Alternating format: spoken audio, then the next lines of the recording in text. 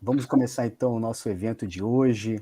É um prazer enorme mais uma vez estar aqui com vocês. Eu me chamo Júlio César Bispo Neves, sou professor do Departamento de Engenharia de Produção da UF de Niterói, né, e atualmente coordenador do curso de Engenharia de Produção da UF de Niterói, né?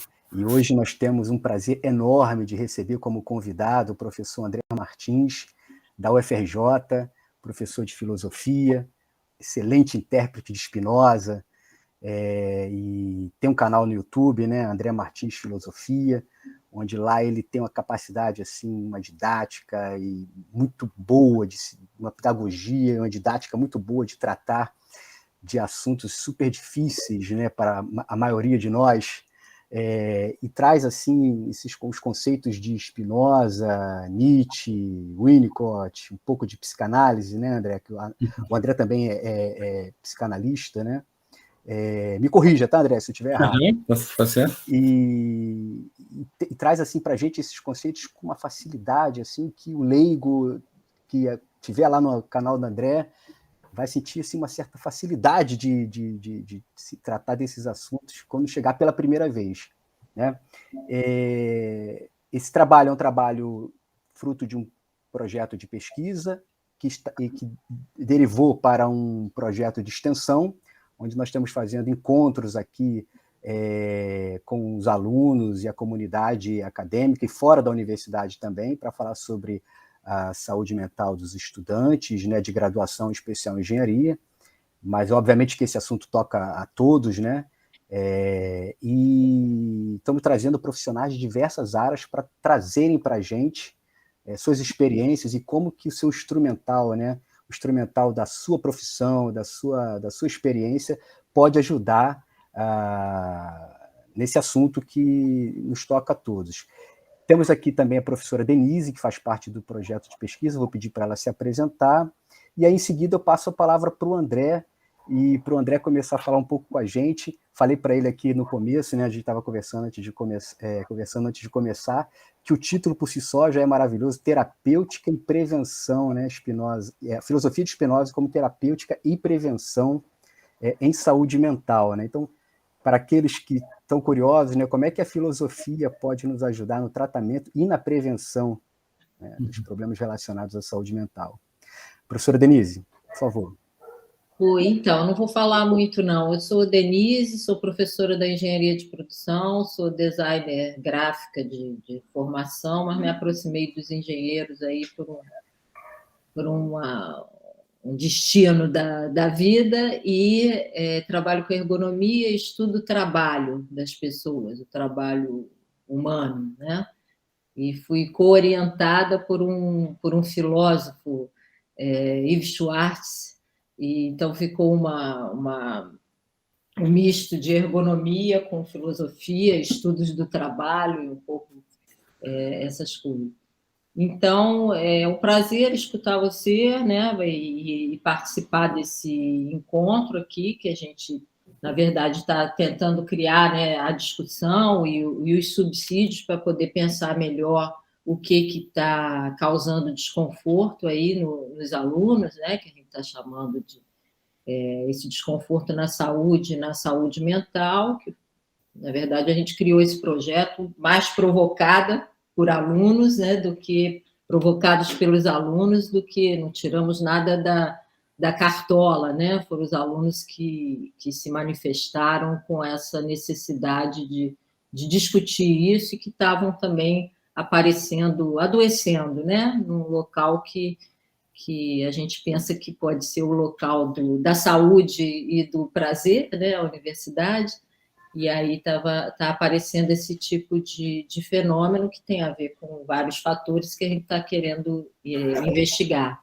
Então, quero agradecer a presença de todos e desejar para a gente um bom encontro. Obrigado, Denise, obrigado, Júlio César, obrigado. Então, boa noite a todos, né, a todos que estão aqui e a todos que ouvirem depois, né, assistirem depois ao vídeo, né. E é um prazer estar aqui, agradeço muito ao convite. Primeiro, é um prazer sempre falar e poder, enfim, compartilhar, né, o que eu estudo, penso, o que eu vejo, enfim, que faz sentido.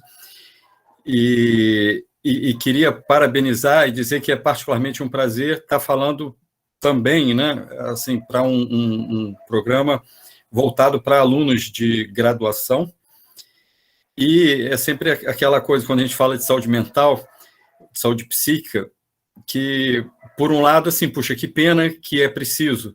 Por outro lado, que bom que, ao ser preciso, existe essa busca, essa procura, essa abertura. Então, eu já vejo, assim, né, já fico tocado e feliz de os alunos terem tido essa movimentação, esse movimento na direção de querer ouvir mais e pensar sobre isso e de algum modo, né, tratar isso, porque muito pior seria, e que infelizmente também é frequente, fingir que nada está acontecendo, né? Ainda mais hoje em dia no mundo das mídias sociais, onde as pessoas, que é compreensível também, mas acabam se preocupando muito com o que os outros pensam e querendo sempre apresentar uma fachada de que está tudo muito bem, e isso acaba agravando quando as coisas não vão mal, né?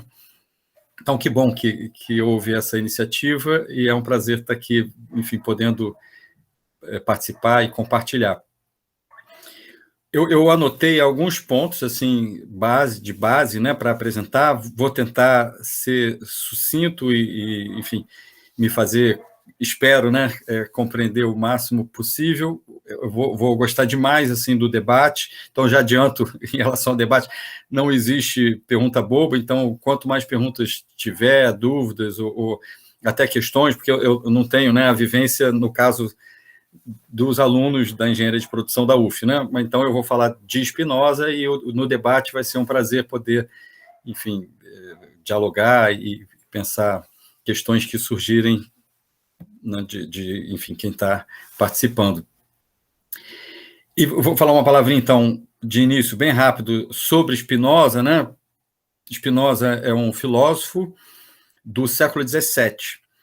E aí, a princípio, isso já pode, por si só, causar alguma estranheza, né? O que uma pessoa que viveu no século XVII tem a nos dizer de tão importante, né? Ou de uma contribuição tão grande? Bom, então, para a gente ter uma ideia, ele é contemporâneo de Hobbes, contemporâneo de Newton, contemporâneo de Descartes. Então, assim, quando a gente pensa nesses outros nomes, acho que fica mais nítido, assim, o quanto que ele é de um tempo muito passado, né? Ao mesmo tempo, aí é que está, ele, portanto, por exemplo, ele nasceu em 1632, se não me engano, né?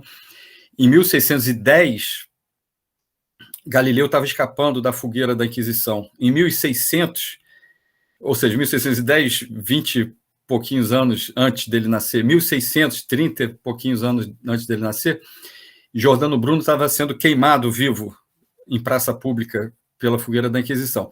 Então, para ver que era realmente aquele momento de passagem de uma Idade Média para um nascimento da Idade Moderna. E Spinoza, ele cresce contemporâneo e estudioso desses autores que estavam na vanguarda da Idade Moderna.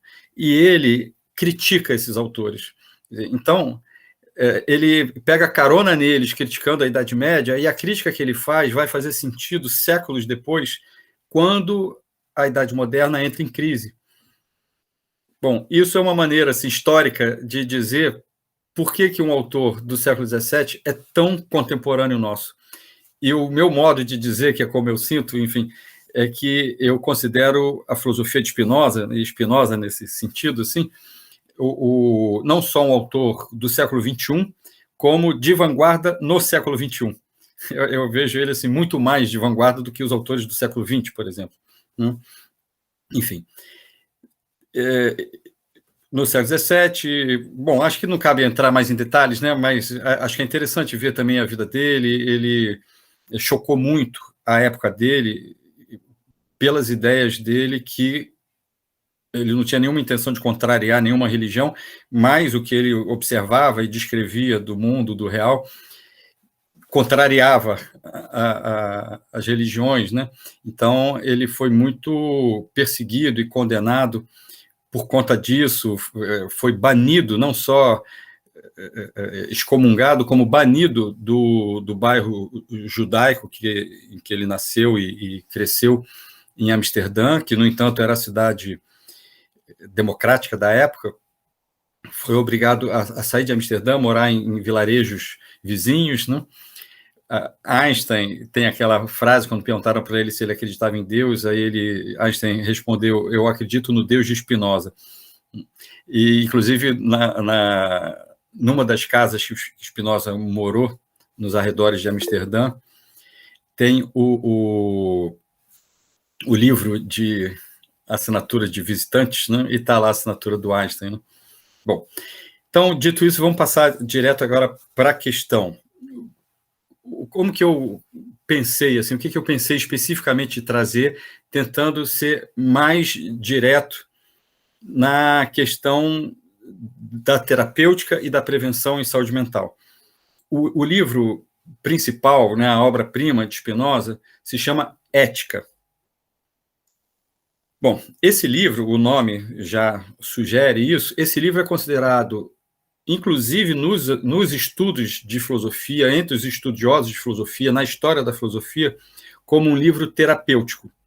Então, não terapêutico propriamente de uma clínica, no sentido estrito, mas terapêutico porque Spinoza está dialogando com as grandes questões da filosofia, epistemológicas, enfim, antes do tempo, completamente dialoga com o que hoje, né, as neurociências debatem, dialoga com a estética, mesmo que ele não fale diretamente da estética, dialoga com a ontologia, enfim. Então, ele está abordando todos os grandes pontos, com a ética propriamente dita, com a filosofia política, todos os grandes pontos de uma filosofia, e no entanto, o maior diálogo que atravessa isso tudo é com os estoicos, enfim, com as filosofias que estão pensando a vida, a existência, o bem viver, ou, para dizer no sentido de Spinoza,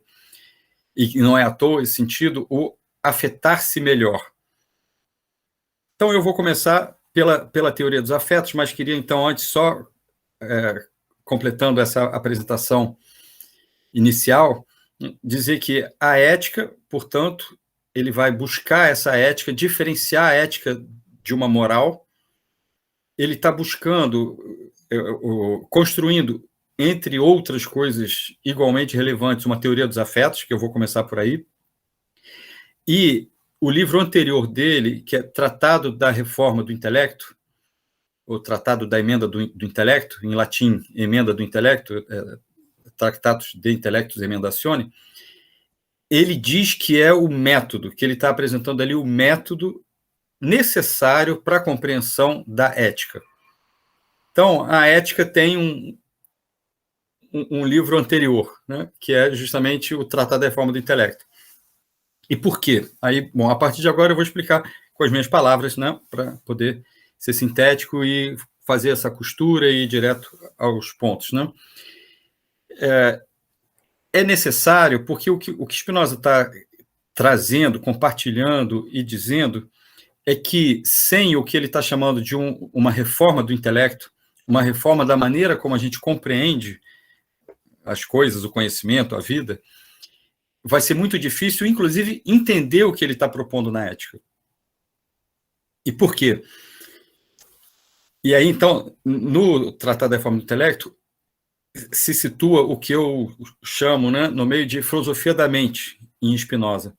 Ele vai, então, explicar a maneira dele, como a mente funciona, para que a gente possa, e então eu falei que ia começar pela teoria dos afetos, eu vou começar, então, da ordem, pela metodologia, pelo TIE. TIE é a sigla em latim, né, pelo Tratado da Reforma do Intelecto. Ele está propondo que a gente, ao entender o funcionamento da mente, que ele está propondo com os conceitos dele, que eu vou apresentar aqui, que a gente possa perceber a nossa própria mente, como que ela pode levar a gente, e que, em geral, o senso comum faz isso, a ter o que ele vai chamar de ideias inadequadas, e que boa parte das vezes, além de inadequadas, são falsas. Então, essa reforma do intelecto, que muitas vezes é traduzido como correção do intelecto, é uma tradução que não é boa, porque ele não quer corrigir o intelecto. Não tem um certo e um errado. Ele quer mostrar como que o intelecto funciona, como que o psiquismo funciona, para que cada um de nós possa se colocar nessa transformação da maneira de pensar que vai se misturar com a maneira de sentir. E as ações, ou o comportamento, aí isso fica muito claro, são consequências da maneira como a gente sente e pensa. Então, ao invés de, o que é muito comum, enfim, ok, né, existem várias abordagens e tudo mais, ao invés dele propor um foco no comportamento, ele propõe o foco naquilo que, de alguma maneira, determina o comportamento, se expressa no comportamento, se reflete no comportamento, que é justamente os afetos. E essa imbricação entre o pensar e o sentir. Inclusive, só comentando, a crítica que ele vai fazer explícita aos estoicos é que os estoicos eles estariam preocupados com o comportamento para que o comportamento protegesse o indivíduo de certos afetos e favorecesse certos afetos. Então, o Spinoza, não é que ele discorda dos estoicos em relação ao objetivo, ele discorda em relação justamente ao método para alcançar o objetivo desejado. Porque ele entende que você se policiar no comportamento pode ter vantagens, mas isso não vai transformar o que você sente, e que, portanto, é muito mais importante entender o que a gente sente, e essa compreensão, de algum modo, naturalmente, vai ser transformadora, enfim, das nossas ações. Ok.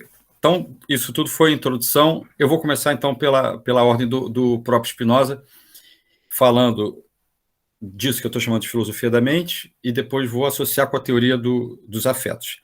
Aí, ao final, enfim, dando tempo, eu vou falar do que eu chamo de teoria do conhecimento, e, por fim, do que Spinoza chamou de eternidade. Então, vamos lá. São 4 pontos, enfim, densos, mas acho que dá tempo de a gente passear por eles. Bom, enquanto que na tradição, tanto filosófica quanto religiosa, a gente está habituado a pensar que nós somos, vamos pensar já direto a pessoa, né? O indivíduo, que nós somos um corpo e uma alma.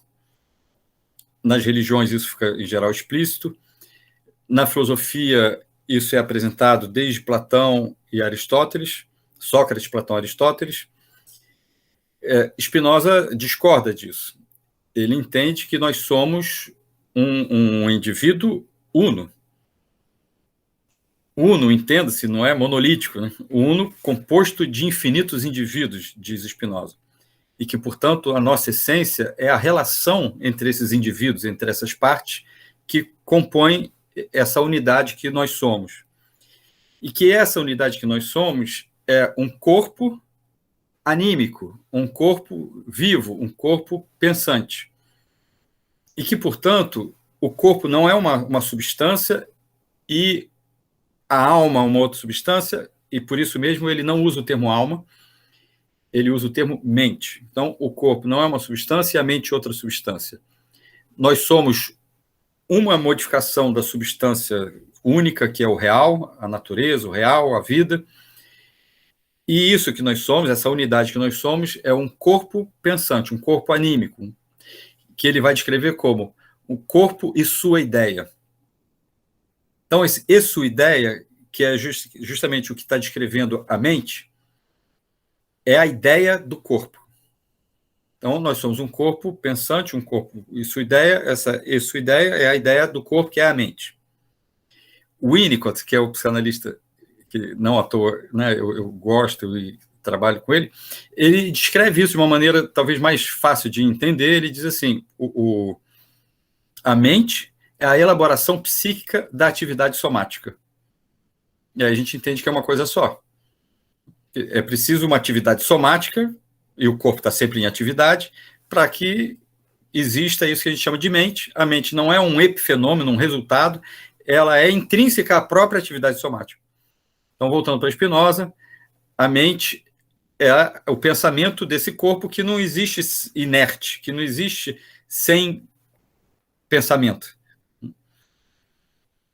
Bom, a mente humana, ela tem a capacidade de tomar como objeto, de pensar sobre a ideia do corpo. E aí, esse pensamento, ele vai ser a ideia da ideia do corpo. E a mente humana pode pegar essa ideia da ideia do corpo como objeto, então isso vai formar a ideia da ideia do corpo.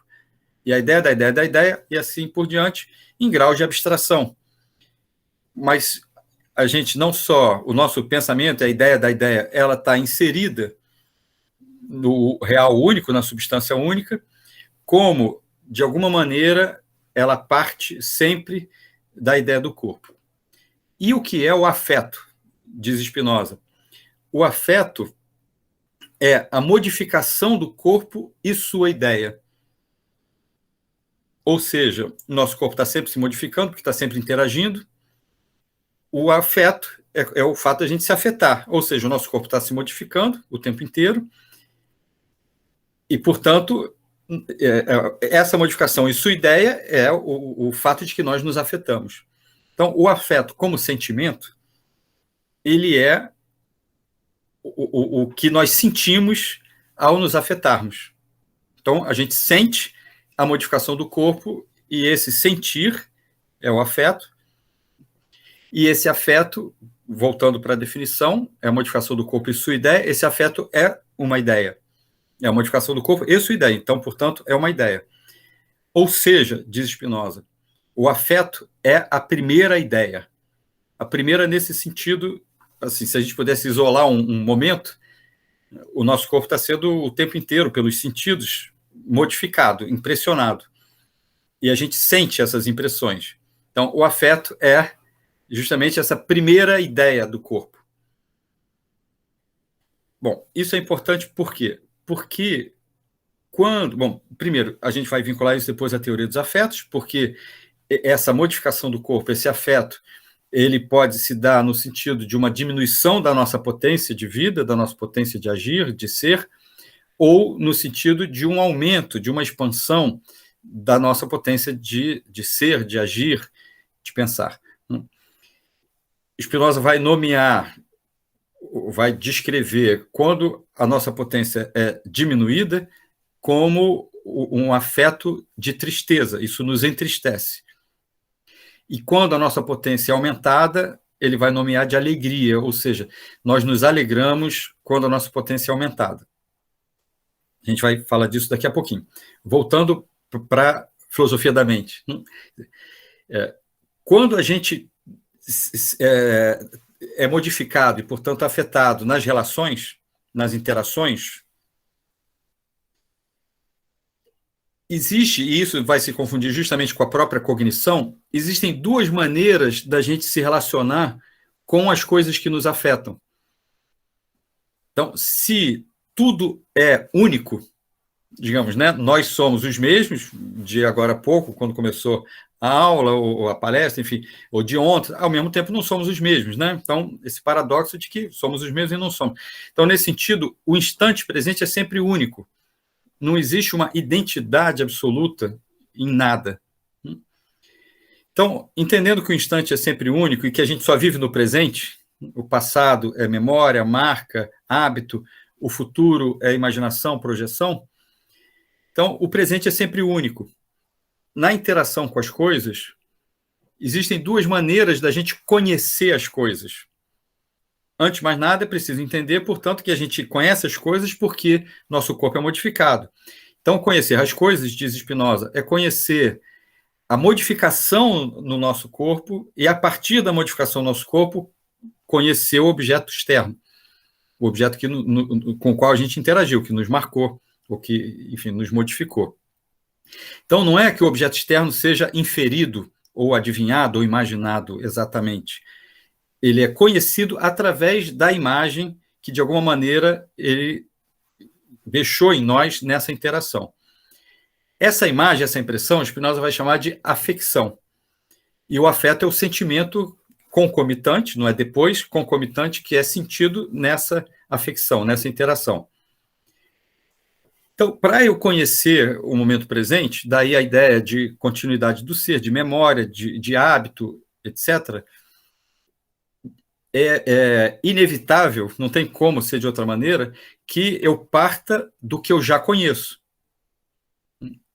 O conhecimento que parte, digamos, de muito pouca coisa é do bebezinho lá, né, no ventre do materno, depois do nascimento e tudo mais. Então, a gente vai com a nossa história de vida, tendo memória, tendo marcas, enfim, boas e ruins, né, traumáticas e outras ao contrário, marcas positivas que nos dão confiança, segurança. E quando a gente se relaciona com algo, espontaneamente, a gente associa as imagens atuais com imagens e pensamentos, imagens e ideias que, de algum modo, já estão na nossa memória. E nesse momento em que a gente tem uma ideia da ideia do corpo, então a ideia do corpo, esse primeiro pensamento, que é o afeto. Quando a gente tem uma ideia da ideia do corpo, essa ideia do corpo, portanto, vai associar imagens e ideias que esse corpo e esse psiquismo já tem. Isso pode ser feito de duas maneiras. Isso pode ser feito reduzindo o atual, o único, o novo, ao já conhecido, e aí isso é compreensível, me dá uma sensação de segurança, eu estou no controle, o novo é mais do mesmo, ou eu associo imagens e pensamentos que eu já tenho, que já me são familiares, que me dão uma primeira abordagem, uma primeira aproximação do novo atual, do que está acontecendo agora. Justamente no sentido oposto da primeira alternativa, justamente por quê? Porque ao me aproximar pelo familiar, eu vejo o que não é familiar. Então, digamos, a mesma pessoa que eu vejo todo dia, né? Se eu estou vendo agora, opa, essa relação é atual. Então, o que é único nessa relação? O que é único no momento presente, no instante presente? E dessa maneira, eu me abro para o novo. Se a gente pensar criatividade, a gente pode entender que a criatividade é justamente o quê? Você pegar elementos conhecidos e, com eles, fazer associações novas. Resolver questões de um modo que não estava previsto. Por quê? Porque eu fiz associações e pude me abrir ao problema, ou ao caso, ou ao evento, que é único agora. E aí, pelas associações, eu conheço aquele novo e posso, então, interagir com o novo. Enquanto que, da outra maneira, eu tenho medo do novo, de algum modo eu me sinto ameaçado pelo novo e me fecho a novidade, a singularidade dele, para encaixar ele em padrões que eu já conheço. E que podem ser padrões, inclusive, por exemplo, traumáticos, né? A gente pode pensar a partir daí, não só, mas também o preconceito, a superstição, enfim. Então, é nesse mecanismo da ideia que pensa o que a gente sente, que acontece, eu vou dar exemplos que eu acho que são familiares, né? Que acontece, por exemplo, que a própria pessoa se censura, ou censura o outro, ou moraliza, que seria justamente o quê? Opa, peraí, eu não devia estar agindo assim, ou mais grave, eu não devia estar sentindo assim. Só que essa censura não vai mudar, pode até mudar o comportamento, mas não vai mudar como eu sinto. Então, a pessoa vai continuar sentindo, mas vai se culpar. Vai achar que ela deveria estar sentindo de outra maneira, o que ela deveria estar feliz. Puxa, se eu tenho tal coisa, como é que eu estou triste, como é que eu estou deprimido? Ou como que eu não alcanço o que se espera de mim, seja meus pais, a sociedade, os professores, o curso, ou e no fim das contas eu mesmo, introjetando, né, que Freud vai chamar superegoicamente, né, como essa instância interna que coloca ideais e eu tenho que alcançar aquele ideal, senão eu mesmo vou me decepcionar comigo mesmo.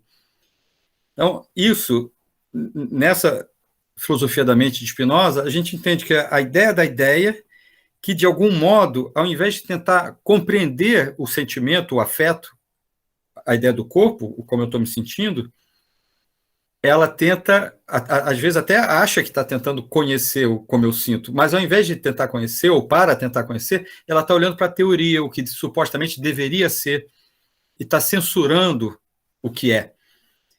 Então, cria-se um duplo, que é como se esse duplo é o que eu devesse ser, e o que eu sou é criticável, é condenável, está errado, falta força de vontade, etc. Né? É decepcionante.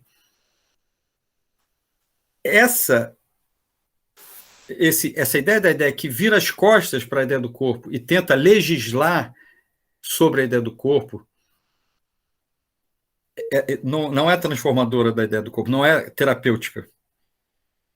E, ao contrário, esse fosso é o que a gente pode chamar como metafísica, para além da physis. Physis entendida como justamente o quê? Mundo sensível, mundo real. Então, eu nego o real porque o real me desagrada. Só que, ao negar o real porque me desagrada, eu me refugio nessa instância imaginativa e imaginária mental que pode gerar uma certa satisfação, ao mesmo tempo masoquista, porque é contra mim mesmo, e sádica também, porque é o prazer de ir contra mim mesmo, de dizer, eu estou errado. Eu deveria estar de outro modo. Pelo menos eu reconheço isso. Isso não é transformador do modo como eu me sinto ou do modo como eu me afeto. Então, a metafísica, eu costumo dizer, né, é, antes de mais nada, um modo de pensar, que é um modo de pensar o quê? Criando esse modelo, um modelo. Criar modelo, tudo bem, pode servir como um instrumento, uma ferramenta, mas um modelo que se contrapõe ao real, serve como uma espécie de fuga do real e de julgamento, de juiz do real. Não só do mundo, da vida, etc., como de mim mesmo. Bom, então, antes da gente passar para a teoria dos afetos, propriamente dita, eu queria já adiantar essa ideia, né? Que nós adoecemos, a saúde mental adoece à medida em que a nossa mente, internamente, se dissocia do que a gente sente. Então, o que a gente sente pode ser uma tristeza, pode ser algo que a gente não gosta, não admira. Opa, mas espera aí. O primeiro passo, justamente se a gente não está satisfeito com a ideia do corpo, com o que a gente sente, o primeiro passo para transformá-la é reconhecê-la, é aceitá-la como algo que acontece, independente de qualquer julgamento. É bom, é ruim, se está acontecendo, opa, está acontecendo. Estava até pensando num exemplo que pode ser bobo, mas que acho que ilustra um pouco isso. Digamos, a pessoa vai... Estava conversando com uma amiga hoje. Ela vai assim, visitar um novo apartamento que ela vai comprar, alugar, enfim. E se sentiu mal lá. Mas aí pensa, o que o senso comum chama de racionalmente, que não é o que Spinoza chama de racionalmente, aí pensa, ou seja, a ideia da ideia, se associando a outras ideias e outras imagens, e pensa assim, não, mas, poxa, eu estou sendo exigente, eu não estou entendendo por que eu não estou gostando, que bobagem, olha só, aí, digamos, dá explicações racionais, entre aspas, racionais, para que assim, não, é aqui mesmo. Aí, digamos, vai lá, aí se sente mal. Aí pensa, puxa, o problema é comigo, né? Por que eu estou me sentindo mal aqui se racionalmente está tudo bem? E aí a pessoa pode insistir nisso. E pode ficar muito mal. E não precisa ser, né? Dei esse exemplo, enfim, porque por acaso hoje falei disso. Mas pode ser qualquer outra coisa na vida. Né? Vou fazer tal curso porque sei lá, meus pais querem, porque a sociedade valoriza, porque eu mesmo acho que é o que vai me proporcionar, sei lá, qual vantagem. Mas se eu não me sinto bem naquilo, essa insistência indica o quê? Essa mente dissociada. Enquanto que, se eu começo a tentar ouvir, ter essa escuta de mim mesmo, não quer dizer que, assim, então eu vou mudar de curso, mudar de apartamento, mudar de namorado, namorada, esposa, marido. Não quer dizer nada, quer dizer só que eu vou, peraí, digamos, um princípio como se fosse científico. Deixa eu observar o meu objeto, que no caso é como eu estou me sentindo. Deixa eu entender, sem legislar, sem julgar, sem achar que tem um certo e um errado. Esquece a moral, esquece a metafísica. Deixa eu observar. Aí, nessa observação de si, é uma descoberta. A gente descobre coisas. Não quer dizer que vai descobrir em um dia, né? Não é um método assim, vou aplicar. Não, é o contrário, é um método sem aplicação. É assim, deixa eu observar e ver o quanto que isso vai me transformando. Porque o que o Spinoza está mostrando é que boa parte do nosso sofrimento psíquico vem do que ele vai chamar de ideias inadequadas. As ideias inadequadas não é uma adequação com o objeto, é uma adequação com a ideia do corpo, com o afeto da própria pessoa. Então, a ideia adequada, ao contrário, é justamente o quê? Opa, peraí, se eu estou com um afeto ruim, isso provavelmente vem de ideias inadequadas, vem de alguma relação que está me oprimindo, que provavelmente tem participação o meu próprio psiquismo, mas, claro, fatores externos também. E o que é a ideia adequada? É eu entender isso. Onde é que está a reatividade? Onde é que, o que está me fazendo mal nessa situação? Por que meu olho não está brilhando? Por que eu não estou entusiasmado? Pode ser várias questões, não tem resposta pronta. Eu preciso me abrir para essa observação, para essa autoobservação dos meus afetos. Porque eu não vou encontrar, né, quando a ideia da ideia, a mente vira as costas, eu não vou encontrar em teoria nenhuma. E isso é a reforma do pensamento em Spinoza. Que a reforma do pensamento é justamente o quê? Pensar é o quê? Se abrir para compreender o que está se passando. E não achar que vai encontrar na teoria a casinha pronta que vai explicar aquilo. Compreender não é explicar. Compreender é compreender. Depois você pode conseguir explicar ou não isso. Mas compreender é compreender. Não depende da explicação. E você pode buscar uma explicação que te parece logicamente coerente, digamos, né, um silogismo impecável, e isso não ser o que a pessoa está sentindo, e aí não serve para nada. Ela está se dissociando, se convencendo de uma ideia, no entanto, inadequada, por mais que seja formalmente coerente internamente. É a crítica que Nietzsche faz a Sócrates. Eu não sei quem aqui já leu um diálogo platônico, né, com Sócrates como personagem. A maioria das vezes, quando eu leio, eu percebia isso, né? E depois é que eu fui, entendendo com Nietzsche, com Spinoza, o meu incômodo, que o que ele chama da maiêutica, que supostamente está tirando da própria pessoa o pensamento, quando eu li, eu vi assim, não, ele está engabelando o interlocutor. Ele está mostrando, por uma lógica que o interlocutor não consegue argumentar, e o interlocutor ele se sente meio que constrangido, obrigado moralmente, digamos, a concordar, porque ele não está conseguindo argumentar. Então, o Sócrates está convencendo ele numa lábia aparentemente racional, mas que é exatamente um ótimo exemplo de dissociação da ideia em relação à ideia do corpo. Então, você vê que o interlocutor continua pensando o que ele estava pensando, mas se sente mal por estar pensando o que ele estava pensando, porque Sócrates acabou de convencer ele de que a verdade é outra. É metafísica. Não existe verdade metafísica. Ou, se a gente quiser, né, a verdade metafísica, justamente, é pensada como algo fixo e, portanto, não corresponde ao mundo da physis, né, ao mundo real. Então, voltando. Então, a primeira proposta é compreender o quanto que, nos afetando bem ou nos afetando mal, é importante essa escuta, essa observação de si mesmo. Que é essa ideia da ideia nossa, observe a nossa ideia do corpo. Bom, então, dito isso, agora passando para a teoria dos afetos. O tempo voa, né? Vamos ver se eu consigo sintetizar essa segunda parte. Aí o resto eu só dou uma pincelada. A Spinoza, ele pensa, então, que o real é uma substância única e que cada um de nós é uma modificação dessa substância única, um modo da substância, um modo do real. E a potência de vida da substância, né, da vida, né, a vida é uma potência, e a potência de cada um de nós é uma individuação dessa potência do todo.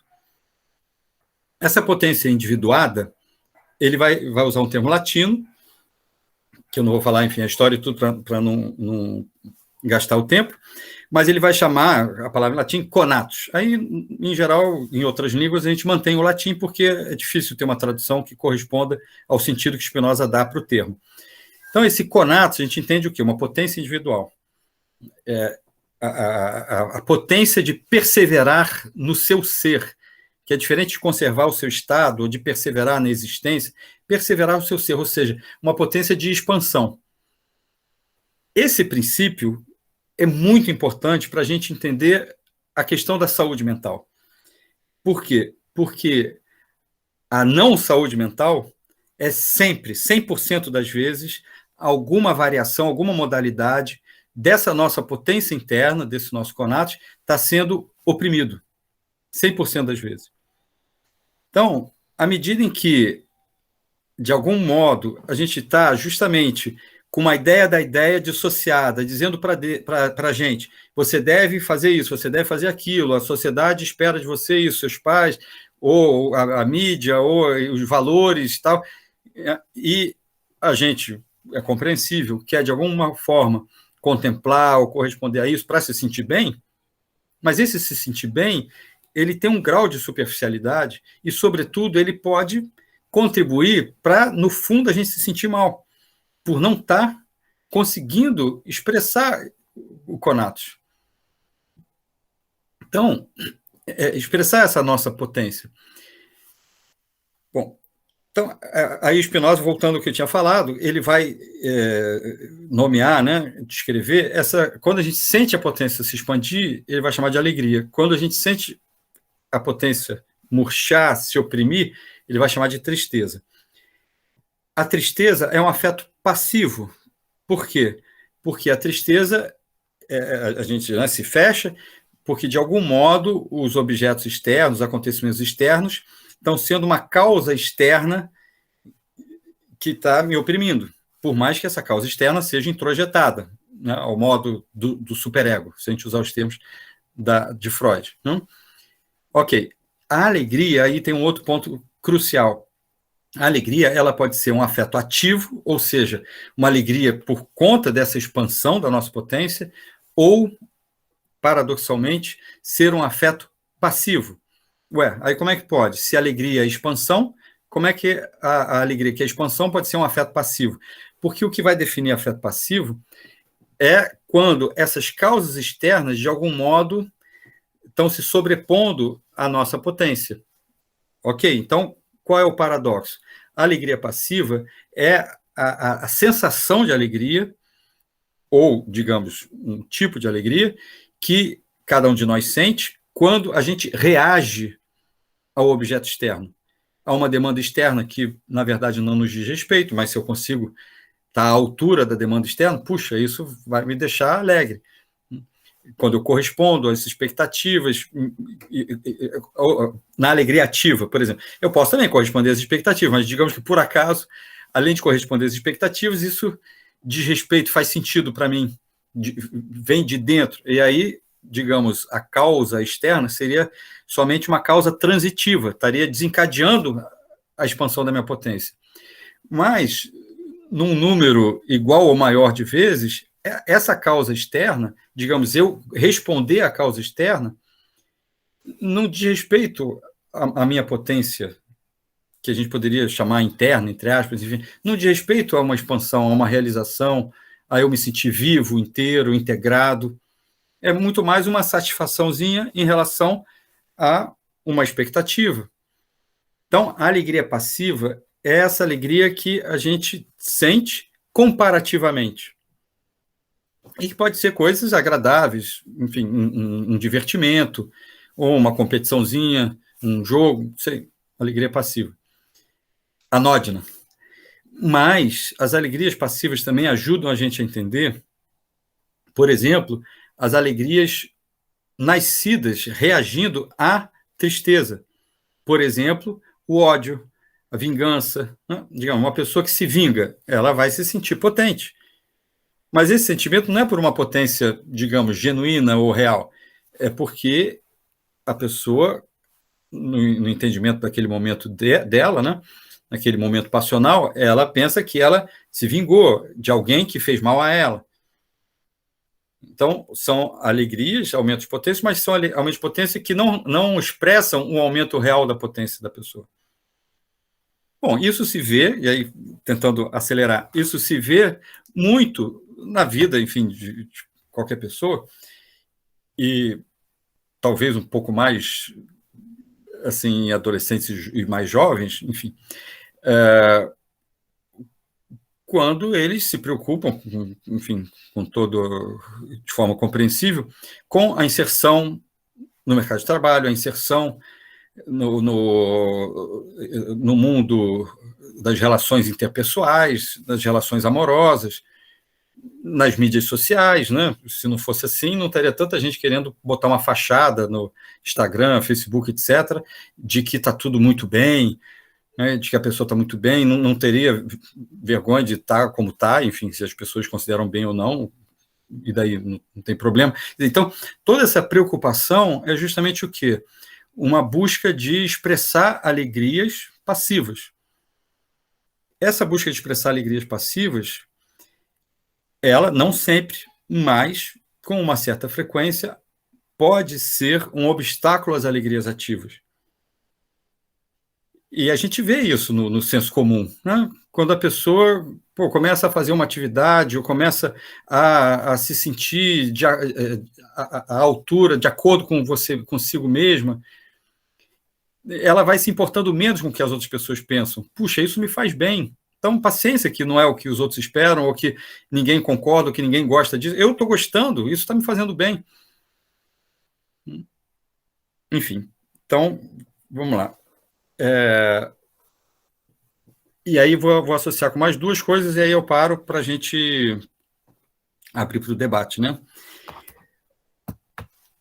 O que a tradição chama de razão, para Spinoza, não é razão. Entenda-se. O que a tradição chama de razão é um ideal de uma razão pura, como se fosse um imaterial, coerente em si mesmo, que, na verdade, na leitura de Spinoza, isso é uma imaginação. Eu imagino algo que não existe. E pior, tomo como verdade. Aí diz Spinoza, quando eu tomo uma imaginação, uma ficção, como verdade, isso é a ideia falsa. Então, não é que a ideia seja falsa enquanto ideia. A falsidade é eu atribuir a uma ideia fictícia o caráter do que ela não é, de uma verdade. Então, se eu penso um ideal de razão, que é impossível, e digo que isso é que é o parâmetro de todos nós, de cada um de nós, eu estou simplesmente imaginando uma coisa irreal, achando que ela é mais verdadeira do que o real, e nisso eu tenho uma ideia falsa, e essa ideia falsa está servindo o quê? Para se voltar contra o mundo real, nesse molde moralista, nesse molde, sim, opressor enquanto ideia, nesse molde que inibe desejo. Então, para falar em termos atuais, né? O ideal de razão que Sócrates, Platão, Aristóteles propuseram, dizendo algo como, né? Vou falar livremente, esta maneira de raciocinar é a melhor, a verdadeira e até a única que tem valor. Isso determinou, historicamente, o que hoje a gente fala como, né, um tipo de ser, de modo de ser e de valorizar do homem e não mulher. É só ver os textos de Platão e Aristóteles sobre isso. Né? Não é à toa que ser humano, né, é homem, mulher é outra coisa, é visto nos textos de Platão e de Aristóteles como um homem inferior, né? É o homem e não mulher, branco, entenda-se, não só diretamente a cor de pele, mas esse modo de ser lá que propôs esse tipo de raciocínio como a verdade, e europeu, não só Europa, a própria Grécia não era Europa, né? Era a fronteira ali do que hoje a gente considera Ocidente e Oriente, europeu, nesse sentido, justamente, dessa cultura que tomou esse tipo de raciocínio como ideal imaginário ao qual se atribuiu verdade, e, por conta disso, se tornou o quê? Colonizador. Então, colonizador do quê? Por essa valoração. Eu vou te escravizar, eu vou te civilizar, né, o processo civilizatório, entre aspas, para o seu bem. Por quê? Porque esse tipo de raciocínio é a verdade. A mesma coisa, né, na história, o homem em relação à mulher. Esse homem é o racional, por quê? Porque a razão foi definida como um certo tipo de raciocínio. Então, voltando, né,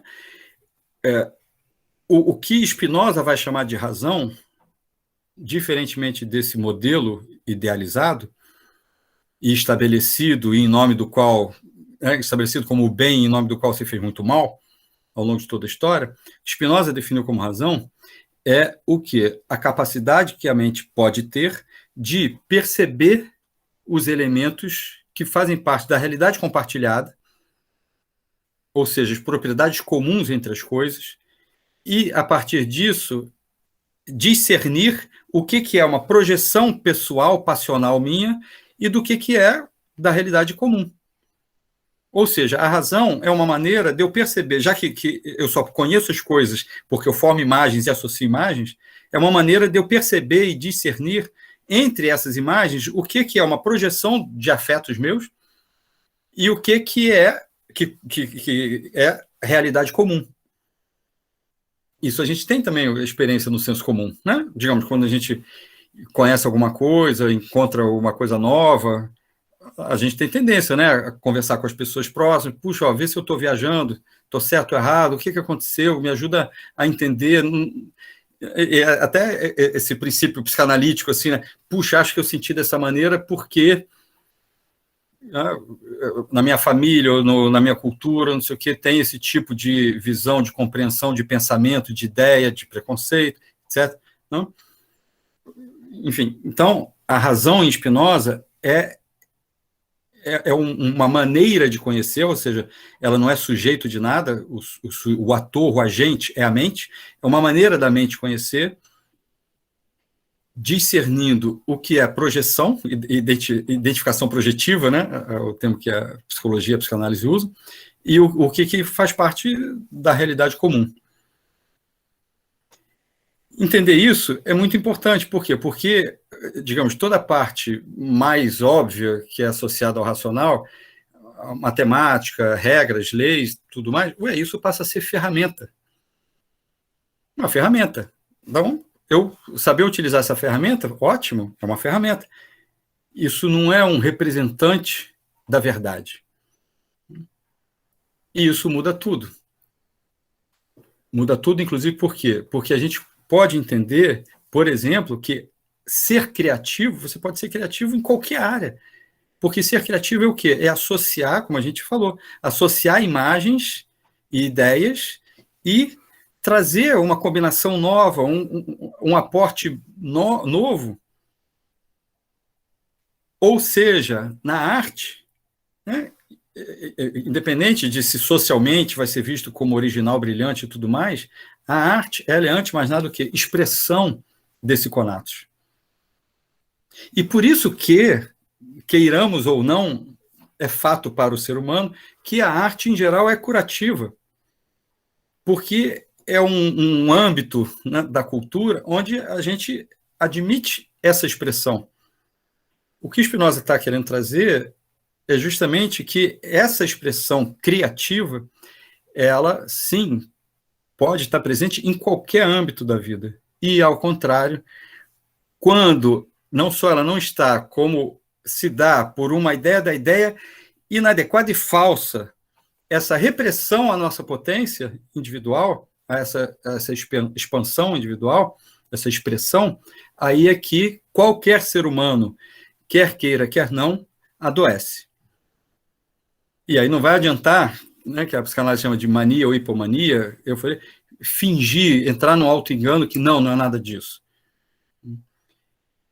E mais, né, à medida que a pessoa se introjeta essas opressões e vai adoecendo, quanto mais ela não se render a que não é uma questão de força de vontade, não é uma questão de assim, eu tenho razão, quero ter razão e tudo mais. Não, você está se afetando mal. Então, reconhecer isso é justamente o que? Opa, peraí, deixa eu olhar para a ideia do corpo que está sofrendo, tentar entender onde tem uma reatividade dentro de mim, onde tem um fechamento, um preconceito, onde que eu não estou conseguindo me expressar. Porque normalmente, aí eu vou terminar aqui, normalmente, acredita-se, por um princípio que com Spinoza, com Winnicott, com Nietzsche, que eu considero falso, que a cura, digamos, né, é ser buscada fora. Eu tenho que ter força de vontade, né? Aquela ideia do coach do YouTube, que assim, só sofre quem quer. Não, tem que ter força de vontade para buscar fora. Então, é assim, uma mobilização de energia para isso que a psicanálise vai chamar de defesa maníaca, né, para buscar fora. E não é isso. A energia está dentro da gente. Então, é muito mais desfazer ideias inadequadas, preconceitos, travas, ideias falsas, limitadoras, idealizações que a gente está nomeando de razão ou verdade, para que a força da vida vá emergindo dentro, a partir de nós. Bom, e aí, para terminar, uma frase que eu já tinha anunciado no início, que é o quê? E essa experiência que se dá nas coisas comuns, tá? Coisas comuns, não tem nenhum glamour especial, essa experiência é que Spinoza chama de experiência da eternidade, no sentido não de uma perenidade do tempo, uma perpetuidade do tempo, mas no sentido de estar fora do tempo cronológico, que é uma experiência o quê? Da gente com a gente mesmo, com essa potência da vida e da existência. Então, a eternidade, ela só se dá na duração, como uma experiência onde, ufa, eu consegui, de algum modo, dissolver ou abrir essas pequenas ou grandes opressões que se tornam auto-opressões por conta de ideias da ideia metafísicas, e começo, sim, não quer dizer que eu não vá sofrer, sentir dor nem nada disso, mas eu começo, a me ouvir, me aceitar o real e poder expressar essa potência do conatos, que é a potência da vida em cada um de nós. Bom, enfim, paro por aqui para a gente ir para o debate. Não sei se me estendi demais. Não, que nada, André. Olha, eu ficaria aqui ainda muito mais tempo te ouvindo, porque, bom, eu tenho um prazer enorme de ouvir falar sobre Spinoza e, sobretudo, ouvir você falar sobre Spinoza. Eu ficava aqui pensando assim, será que o André vai falar sobre isso? E aí, mais à frente, o André vinha e falava sobre o assunto. Será que o André vai falar sobre os afetos paixão? Aí o André ia lá e falava sobre os afetos paixão. Para mim, a Maria Isabela disse que também falou aqui no chat, também ficaria mais horas aqui ouvindo, André. Antes da gente começar na parte das perguntas, eu queria dar um recado. Eu vou colocar no chat aqui um link para que vocês preencham o formulário, para que depois eu possa emitir o certificado de participação do evento. Tá? E vou pedir também que quem quiser fazer perguntas, que faça aqui como o professor Emanuel, que já colocou aqui, já sinalizou aqui com a mãozinha, né? Não sei se a gente vai ter tempo de espaço para todas as perguntas, mas aquilo que for possível, né? Então, eu começo já com o professor Emanuel. Professor Emanuel, prazer. Sua pergunta para o nosso convidado de hoje. André, primeiro eu quero agradecer aí pela sua exposição, muito bacana, para quem está da engenharia, né? Porque eu tenho leituras fragmentadas. Sou professor de ética da engenharia, mas as leituras são fragmentadas, particularmente o Spinoza, que a gente tem dificuldade. Eu teria duas perguntas, quer dizer, na verdade é uma pergunta e a outra, na verdade eu tive um monte de dúvidas, mas eu vou traduzir em duas perguntas. A primeira é o seguinte: que referências intelectuais atuais, além da Marilena Chauí, que é famosa, que a gente sabe que é uma spinoziana, que referências intelectuais atuais estão escrevendo e que a gente pode dizer é um spinoziano, tá? Olhando o mundo hoje como um spinoziano. O segundo é o seguinte: há algum tempo atrás eu li um livrinho do Jacques Rancière, que se chama O Mestre Ignorante, 5 lições sobre emancipação intelectual. Você falando, parecia que eu estava vendo o livrinho do Jacques Rancière. Falei, será que o Jacques Rancière é um spinoziano? O Jacques Rancière é lá do século XIX, 1800 e tal. E aí eu falei assim, vou fazer essa pergunta. E uma terceira aí já foi uma viagem minha, o André, eu vou colocar aqui, mas como uma viagem, porque a gente já estava lendo recentemente com um grupo de pesquisa nosso, um livro da Shoshana Zuboff, que se chama O Capitalismo de Vigilância, em que está falando dos procedimentos de como que a tecnologia, as novas tecnologias e as grandes, né, os Googles, Facebooks da vida, conseguiram avançar num processo que ela chama de renderização do comportamento e produzir comportamentos. E eu falei assim, gente, será que Facebook, Google e etc. são spinozianos também nesse sentido? Porque eles estão produzindo a partir de infinitos dados, que num processo de renderização estão produzindo os comportamentos. E aí, a última dúvida, na verdade são muitas, se é assim, onde fica, assim, eu vou usar uma palavra que talvez não seja melhor, o protagonismo do indivíduo, né? Se é tudo uma questão de renderização, né, formado na memória e nas experiências passadas e tal, de onde é que nasce o puxar pelos cabelos, né? André, olha, eu adorei, fiquei com um monte de dúvidas, mas acho que costurou outras dúvidas que eu tinha, juntou coisas que eu ainda não tinha juntado na minha cabeça. Te agradeço muito e parabenizo pela sua apresentação aí. Que bom, Emanuel, muito obrigado.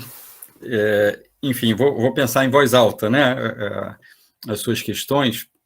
Bom, primeiro, né, eu tenho todo respeito, enfim, por todos os estudiosos de Spinoza, inclusive no Brasil, né? Já fui uma época muito próximo da Marilena Chaui, bastante próximo. A gente teve um projeto de pesquisa em conjunto, né? O que eu trouxe hoje é uma interpretação, em termos acadêmicos, bem autoral minha. E work in progress, né? Assim, enfim, vou publicando, escrevendo, né, no ritmo que eu consigo, que eu posso, né? Então, boa parte disso está muito mais em palestras e vídeos ainda do que textos. Eu tenho 2 textos, um de 2017 e um de 2019, ou não, 2020, enfim, que eu falo mais disso, enfim, mas é algo sendo construído. A leitura da Marilena Chaui, que em vários aspectos, claro, todo mundo que estuda Spinoza tem vários pontos em comum.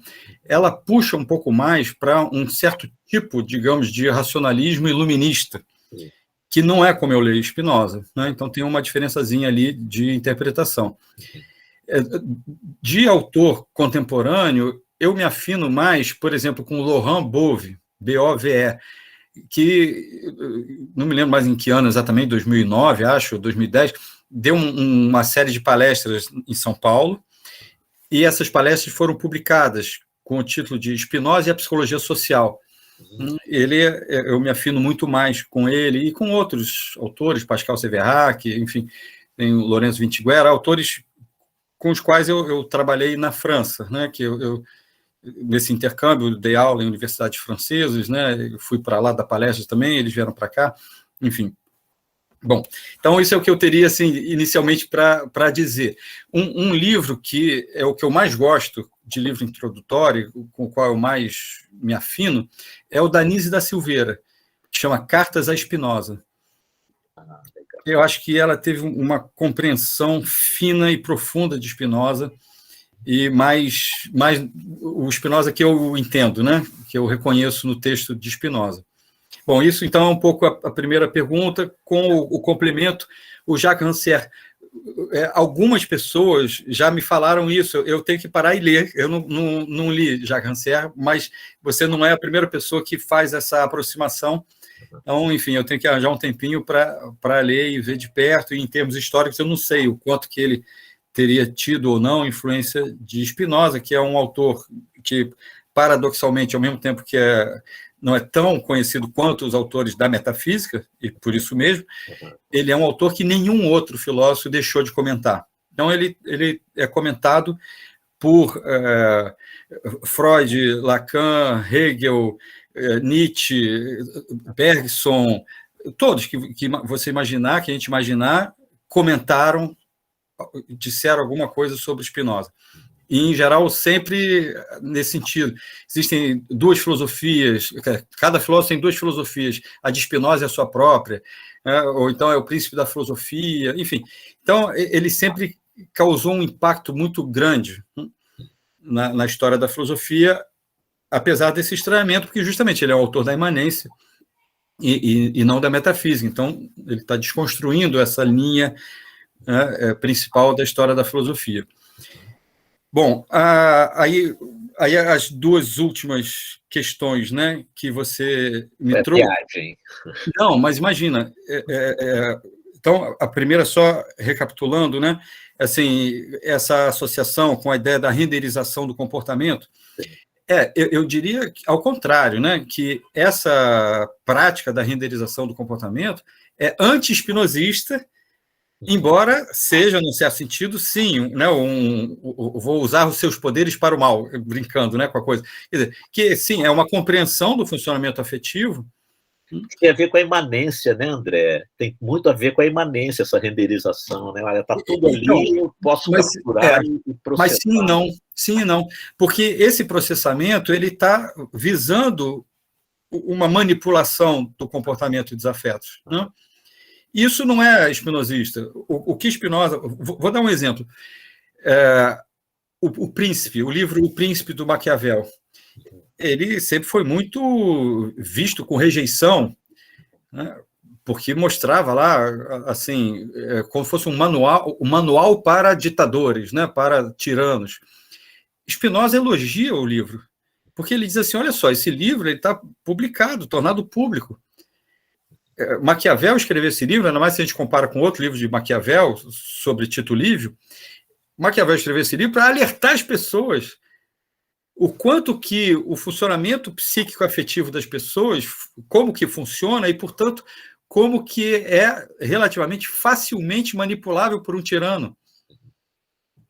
Então, o conhecimento do funcionamento psíquico é mais ou menos assim também. Por exemplo, o sobrinho do Freud, né, foi um dos que utilizaram o conhecimento da psicanálise a favor do nazismo, enfim, não é uma notícia fresca que está na minha cabeça, não sei se eu estou falando com imprecisão, mas o que eu estou dizendo é assim, você entender o funcionamento psíquico pode fazer com que você use em prol de uma perversão e uma manipulação.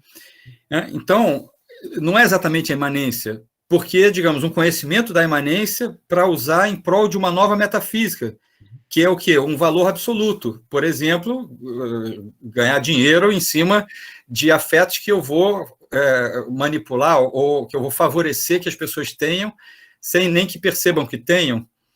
O que Spinoza está fazendo é exatamente na contramão disso. E aí já entro para a última questão que você trouxe, né? Qual é a parte de cada um de nós, né? A parte de cada um de nós é justamente assim, que se a gente entender os nossos funcionamentos afetivos, a gente não é mais manipulável. E não porque a gente está resistindo, é porque não tem valor, descolore aquilo. Porque o que, digamos, né, Facebook, sobrinho do Freud, etc., estão fazendo é o quê? É atiçar a passionalidade. Spinoza ele quer mostrar como funciona a passionalidade humana para que cada um veja o quanto que é melhor para a própria pessoa os afetos ativos, as alegrias ativas.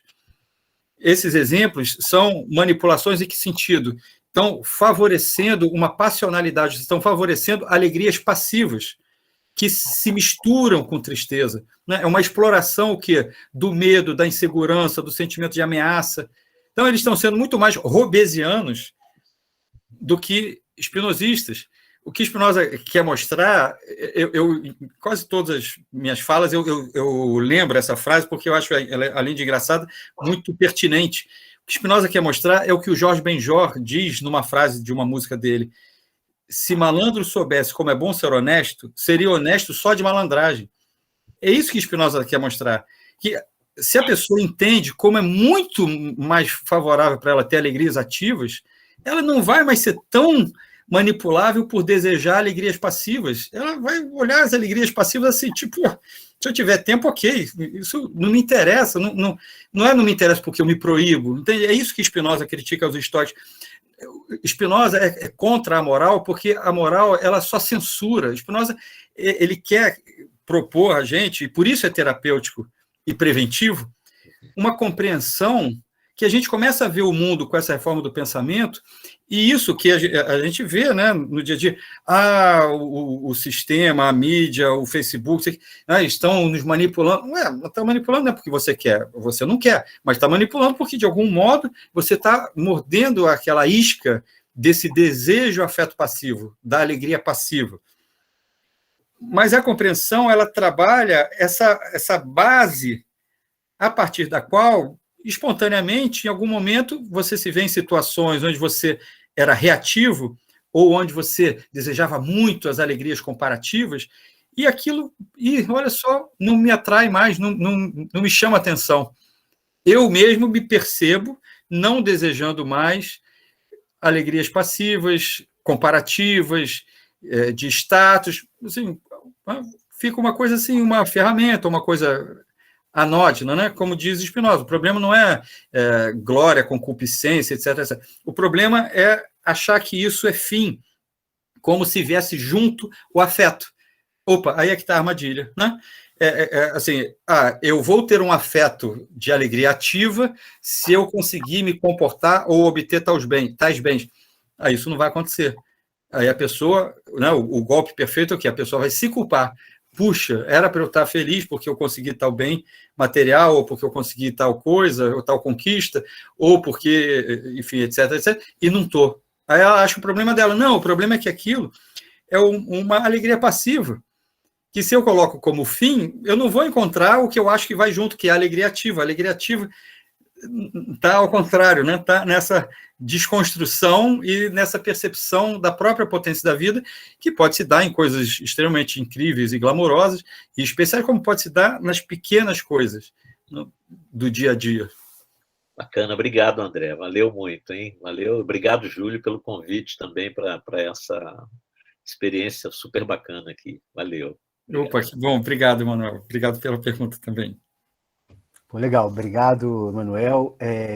Pessoal, se vocês tiverem pergunta, por favor, sinalizem aí com a mão.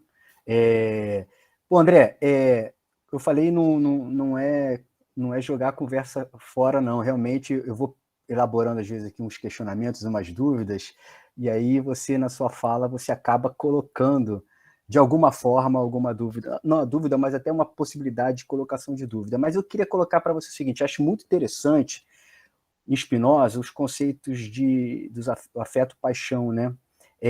E aí, na definição dos afetos primários, desejo, alegria, né, e tristeza, todos os demais derivam.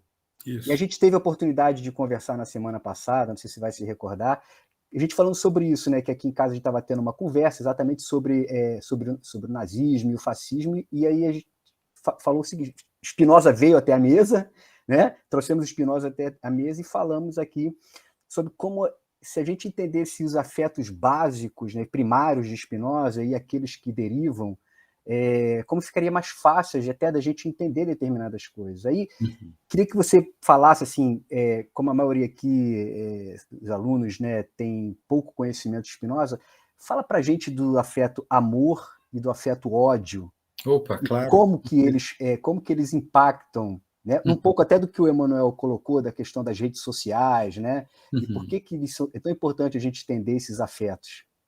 Isso. Obrigado pela pergunta, Júlio. Então, Spinoza define o amor assim, o aumento da potência de agir, concomitante à ideia de um objeto externo como causa. Então, traduzindo, eu interajo com um acontecimento, com um livro, com um objeto de arte, com uma pessoa, com um ambiente, e sinto a minha potência de agir aumentada. Aí a ideia daquilo, daquele ambiente, daquela pessoa, daquele objeto, me vem como a causa do aumento da minha potência. Então, eu amo aquele evento, eu amo aquela pessoa, eu amo... Então, essa é a definição de amor. Aí eu vou esmiuçar essa definição. O ódio é exatamente o oposto, espelhado. Não? Se eu sinto a minha potência de agir diminuída, se eu me entristeço ao conviver com alguém, com alguma fala, com algum ambiente, com algum acontecimento, com alguma perda... Puxa, eu associo, né? Ao mesmo tempo, eu associo aquele acontecimento, aquela perda, aquele objeto, aquela pessoa, como causa da minha tristeza, e eu rejeito, enfim. Aí o ódio, no caso, eu não estou falando só do ódio propriamente dito, justamente é um afeto primário, não é um afeto primário, mas existem modalidades do ódio. O afeto primário é a tristeza, né? Mas o ódio é a tristeza atribuída a alguém, né? Basicamente, tristeza atribuída a alguém, amor, alegria atribuída a alguém. A grande questão está, bom, primeiro, em relação ao ódio, é que é atribuída a alguém. Isso quer dizer o quê? Que é coisa da minha cabeça, que essa pessoa, esse acontecimento não me fez mal? Não. Mas quer dizer que ter os dois lados da mesma moeda. Existe uma ação, um acontecimento que me entristeceu, de fato, mas, ao mesmo tempo, existe a atribuição ao outro como causa. Então, por exemplo, quando a gente tem uma perda, o tempo de luto, que às vezes é necessário, é justamente o quê? O tempo de eu aceitar que aquilo foi um fato, por mais que seja triste para mim, por mais que aquela perda seja ressentida por mim. Ou pequenas ações, por exemplo, de irritabilidade. Pô, o outro fez tal coisa. Tudo bem, mas eu posso não me irritar com aquilo. Aliás, acho que todo mundo, mais ou menos, tem essa experiência.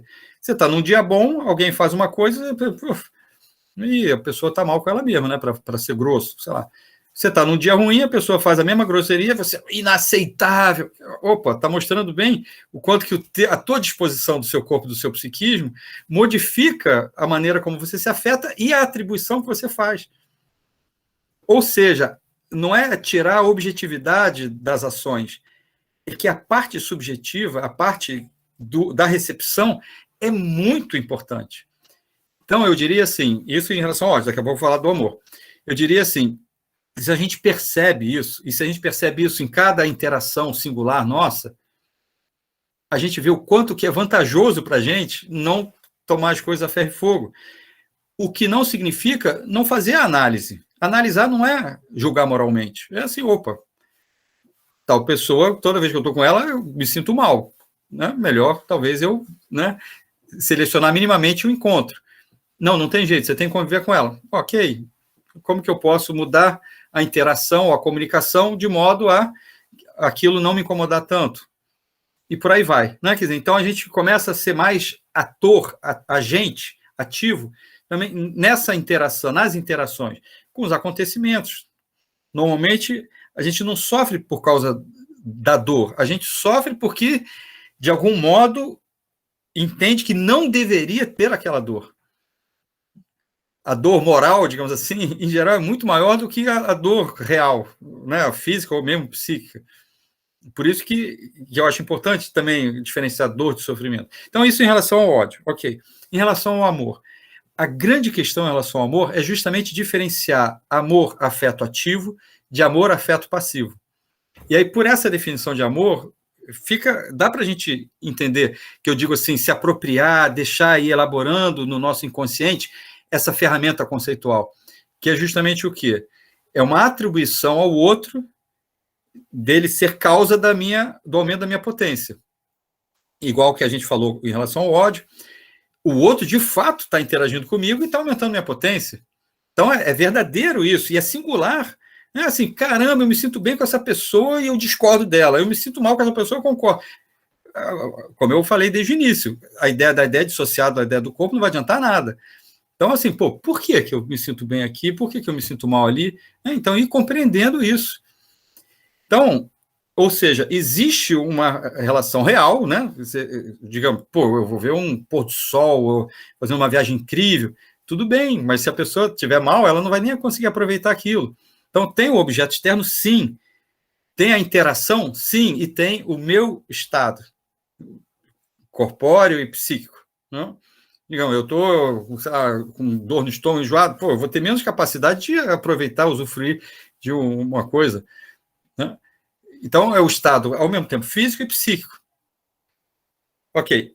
E mais, na questão do amor, afeto passivo, entra demais a nossa imaginação, que poderia ser criativa e tudo mais, mas a nossa imaginação no sentido metafísico, no sentido de idealizar a outra metade da laranja, a convivência perfeita, o encaixe perfeito, aí vem toda a teoria, né, e as frases bonitas do Instagram, né, assim, eu favoreço o outro me favorece, tá. Ok, aí vem aquela piada lá dos anos 50, que o Feola teria dito o Garrincha falou para o Feola, né? Tem que combinar com os russos, né? Assim, tem que combinar com o outro lado. E o pior é que, em geral, espontaneamente, a pessoa sente isso como se fosse uma grande verdade. Assim, caramba, você não quer colaborar, né? E quando ela percebe que, enfim, infelizmente não funciona dessa maneira, caramba, eu não quero me transformar, eu não quero. Então fica assim, a culpa é do outro, a culpa é minha, a culpa é do outro, a culpa é minha. Quando simplesmente não se trata de culpa. Culpa é um conceito completamente imaginário que nunca é positivo. O Winnicott substitui culpa por concernimento, que é como eu defino ética e que eu vejo na obra de Spinoza, que é o quê? Pensar em si mesmo, pensando no outro. Não é pensar no outro, é pensar em si mesmo pensando no outro. Definição que eu tenho para ética, que é o concernimento, é pensar em mim mesmo pensando no outro, porque eu vivo nas interações. Então, é querer o bem do outro porque me faz bem que o outro esteja bem, e me faz bem querer o bem dele. Bom, então, voltando, nas idealizações do que deveria ser, a gente acaba cobrando do outro que ele fosse o que não é, e acha que é uma questão de força de vontade, né? O livre-arbítrio seria um outro tema, né? Assim, que o arbítrio é livre, e deveria ser, ao invés de entender como é e ver no mundo real, nos afetos reais, como que a gente pode ir mudando a maneira de sentir, de se comunicar, né? Comunicação não violenta, tão transformadora, para que justamente a gente possa usufruir mais da experiência da vida. E o amor afeto ativo, aí é o último ponto, enfim, eu falo bastante, também não tem muito como falar tão um pouquinho assim, né? Mas um último ponto que é fundamental, o amor afeto ativo, esse outro, por mais que realmente ele me faça bem, se ele me faz bem de fato, é porque ele é um desencadeador do afeto ativo. E, usando termos que Spinoza usa, não nesse caso, mas que dá para entender. Ele é uma causa transitiva, ele é um desencadeador.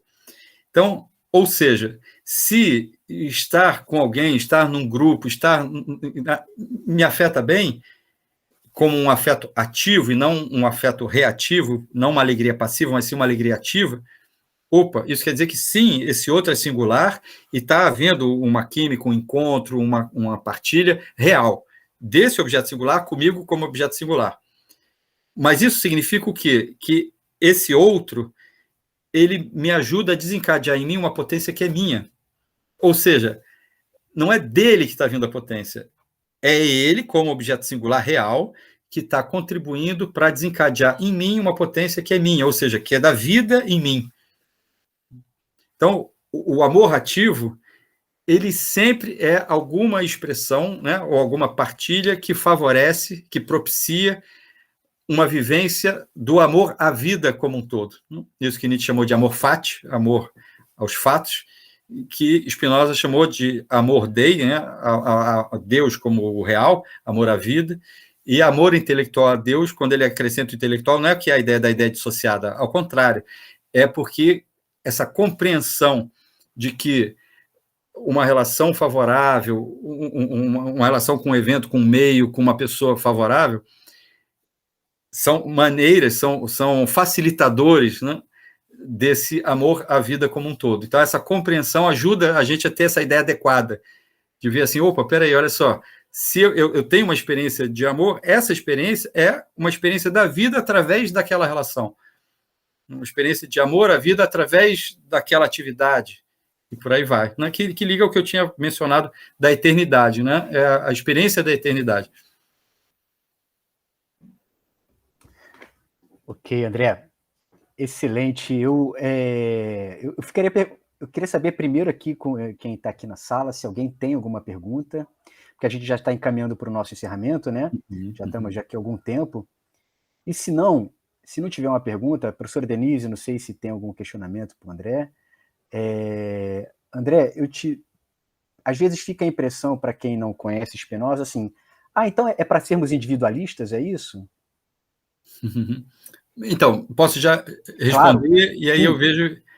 Tem o Rodrigo Celso fez uma pergunta. Tem tempo para mais uma pergunta, além dessa parte, André? Sim. A Denise também, né? Levantou a mão. Teve mais um comentário. Obrigado pelo comentário. Então, vamos lá. Olha só como que eu defini ética. Pensar em si mesmo, é individualismo, pensando no outro. Porque se a gente pensa só no outro, não tem jeito. A gente vai se fazer mal. Então, o problema, justamente, a moral é sempre metafísica. É sempre o quê? Uma tábua de valores, ou de comportamentos, ou do que supostamente é o certo, a qual eu me submeto. Mas olha só o que Spinoza está chamando a atenção da gente. Essa submissão a esse suposto certo significa o quê? Que esse suposto certo, essa tábua, esse certo errado, esse bem absoluto, ele é uma causa externa em relação a mim. Então, isso só pode gerar em mim afetos passivos. Não tem como gerar afeto ativo.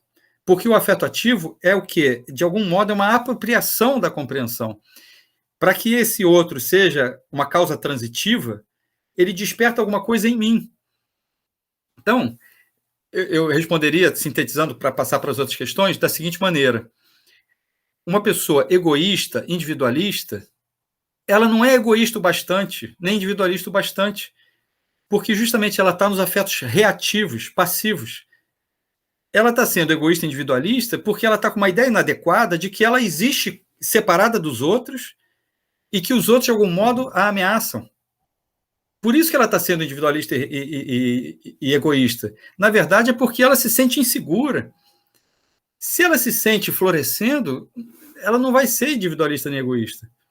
Então, voltando para a frase do Jorge Benjor, né? Se o egoísta percebesse como é bom ser cooperativo, ele seria cooperativo só por egoísmo. Entende? É uma outra... Nietzsche ele usa o mesmo termo, ele vai falar, é um egoísmo superior. E um Winnicott é o quê? É um concerne. Olha, eu estou vendo o Emmanuel, né? O amar ao próximo como a si mesmo. Pode ser interpretado dessa maneira, né? Mas, justamente, primeiro amar a si mesmo. Porque eu amo a si mesmo, por que eu não vou amar o próximo? Agora, de fato, se eu não estou amando a mim mesmo, é mais difícil amar o próximo. Excelente, André. Eu vou passar a palavra, então, para o... Então, a questão do amar ao próximo como a si mesmo, né? Existe uma condição aí, né? Existe uma condição. Se você não ama a si mesmo, como é que você vai amar o próximo como a si mesmo? Exatamente. E como é terapêutico e preventivo, né? Entender os conceitos básicos de Exatamente. É isso. Porque essa compreensão é que é transformadora. Porque o contrário dessa compreensão é o que? É a aplicação. É o sujeito, o suposto livre-arbítrio, o ego, que assim, eu vou controlar toda a minha transformação. Opa, já começou mal, não vai transformar nada. A transformação eu não controlo. Não controlo, aí vou ficar errático. Não controlo, mas compreendo. Aí é que está a compreensão como ferramenta de transformação. Legal. Rodrigo Celso. Esse pensamento de Spinoza, ele reflete bem o princípio de ouro da ética, né? Você tratar os outros da maneira como você queria ser tratado. Então, Rodrigo, olha só, ok, concordo com você. Eu acho que dá para a gente, talvez, assim, complexificar um pouco mais isso. Porque as pessoas são tão singulares e tão diferentes, em vários aspectos, que muitas das vezes, se eu tratar o outro como eu gostaria de ser tratado, isso pode não agradar o outro. Então, eu acho que é mais do que isso, é você realmente entender a diferença de cada um. E muitas vezes você discorda. Ué, mas, assim, se o outro é como é, o que adianta eu ficar censurando ele? Sabe? E pior, as pessoas que são muito censuradas, né? E isso acho que vale, assim, né, para exigências e expectativas em qualquer âmbito, inclusive numa graduação, né, ou também numa escolha de profissão, o que for, as pessoas que são censuradas, quando elas concordam com quem censura, normalmente isso é um fator depressivo ainda pior. Por quê? Porque ela, digamos, concorda com a crítica, mas não consegue mudar. Por quê? Porque não depende de livre-arbítrio nem de força de vontade. Essa transformação ela é muito mais de compreensão e afetiva do que outra coisa.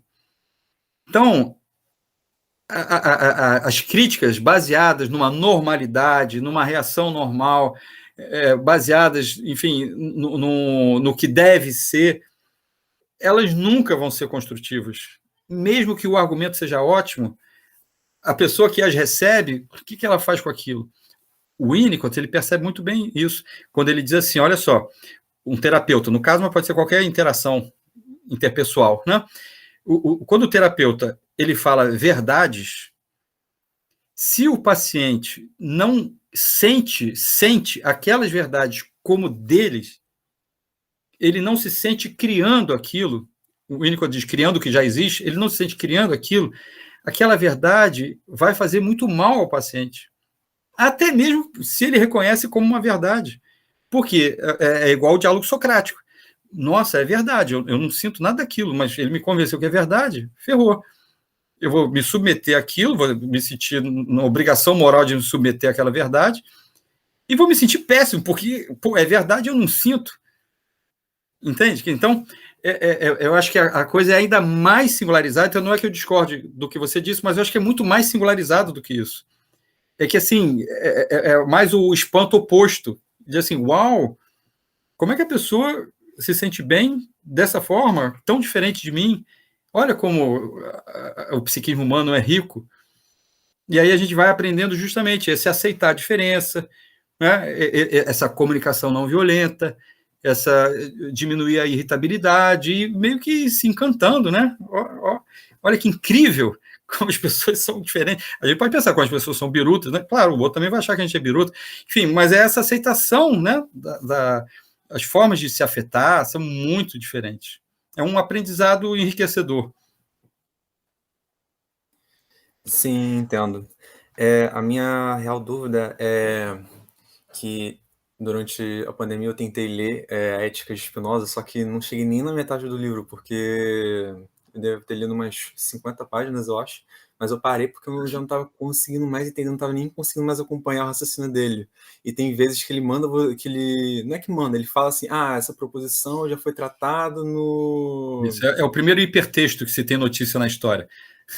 Ele reenvia para os outros lados, né? O tema tal, aí tem que voltar. Aí eu fico me perguntando, ele já falou isso ou eu não tô lembrado? Aí quando eu voltava, não, ele já tinha falado disso.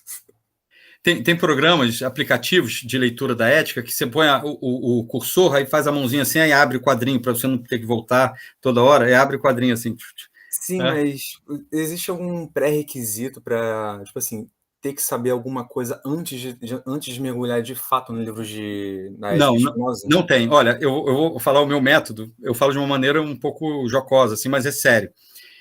Meu método de leitura de Spinoza, eu já tenho vídeos meus no meu canal, aliás, enfim, quem quiser, é um prazer ir lá, se inscrever, marcar notificação, André Martins Filosofia, no YouTube. Eu já falei isso em outras ocasiões, mas eu vou repetir aqui rapidamente, e é sério. Eu proponho assim, bom, começa lendo as definições do início, que não vai dar para entender direito, okay? Então, começou a parte 1, lê as definições. Aí depois já pula para o apêndice da parte 1, que é um texto corrido, de prosa, ele explica tudo lá, tal, lê o apêndice. Daí em diante, a parte 2, 3, 4, 5, você lê o início e o fim, né? Prefácios e apêndices. Só, são textos corridos. Ou lista de definições, chegou até o final da parte 5, você já vai ter entendido bastante coisa da ética. Aí você volta para o início, e aí saiba que, primeiro, mais ou menos as 13 primeiras proposições da parte 1, que ele falando da ontologia, né, de Deus, são proposições só argumentativas para demonstrar que não faz o menor sentido você achar que existem duas substâncias. Não, o real é único.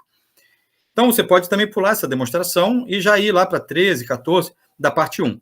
A partir daí, o meu conselho é o quê? Leia escolhos e mais, escolhos longos, só os longos. O critério é tamanho. Por quê? Parece bizarro, né? Meio aleatório. Não, por quê? As proposições, elas são escritas em grupinhos de raciocínio, uma complementa a outra. E cada uma tem o seu pequeno escolho ali, ok. Quando ele completa um grupo de proposições, ele não avisa, mas o escolho daquela última proposição é grande, porque o escolho da última proposição explica todo o conjuntinho que veio antes. Então, se você passa a ler só os escolhos grandes, escolhe grande, às vezes meia página, uma página, tem alguns que são 2, 3 páginas só de escolho. Opa, aí você já vai pegando onde ele está explicando. Então você não fica quebrando a cabeça na proposição, você já lê a explicação do próprio Spinoza. Vai até o final da parte 5 só lendo escolho grande. Ok. Aí quando terminou essa segunda fase, igual no videogame, né? Passou para a terceira fase. Volta lá para o início e a partir daí você pode ler corrido, com a seguinte condição: o que você não entender, passa. Se você parar, aí ferrou, você vai ficar parado, vai ficar ali batendo cabeça ali naquele ponto. Vai lendo. Aí a sua compreensão, você já vai ter lido prefácio e apêndice, já vai ter lido grandes escolhas. Aí você vai compreender mais ou menos, e você vai vendo que aos poucos você vai entrando, e a expressão que eu senti, que eu acho que muita gente sente, é assim, fiat lux. Porque você vai vendo que é uma filosofia que não complica, que não está propondo sistema, que está dialogando com cada um de nós. Uma filosofia para a gente ir compreendendo, e isso é transformador. Não é assim, nossa, eu tenho que entrar naquele sistema, nossa, eu tenho que aplicar o que ele está... Não, você não tem que fazer nada, você tem só que entender, você vai entendendo, e aquilo vai te transformando. E a partir daí, aí é um livro, assim, que você pode fazer aquelas brincadeiras, você abre qualquer página, aí lê você vai ver que vai falar com o seu momento presente, aí vira, assim, um livro quase esotérico, assim, que ele é fractal, cada parte tem o todo, então você pode se divertir sem ordem, tudo, e aí, se quiser também, aí vai, aprofunda, estuda. Eu, inclusive, aconselho, inclusive meus orientandos da pós de filosofia, da graduação de filosofia do FRJ, assim, não começa por comentador, e não caia na tentação de ler comentador, porque eles vão te atrapalhar, vão te confundir. Spinoza é muito melhor do que os comentadores. Depois que você fizer esse tete a tete, você e o texto de Spinoza, nessas fases que eu falei, aí ok, aí vai ler comentador, aí você mesmo vai ver assim, pô, o cara não entendeu direito esse ponto. Isso aqui é legal, como ele está explicando. Aí você já teve a tua relação direta. Aí você já pode ler os comentadores sem muito risco de intoxicação. Sim, entendo como é. Já vi, por exemplo, comentadores falarem de um livro que eu lia muito, mas eles não entenderam uma parte, um ponto no livro que tinha acontecido lá. Aí eu fiquei assim, não, mas não é bem assim que aconteceu, do que ele está falando. Eu ficava assim, mas entendi como é, tem que ler, não se apelar para os comentadores para entender Spinoza, tem que ler realmente o livro. E o livro começando, prefácio, apêndice, e depois escolhe os grandes. Ok, muito obrigado. Nada.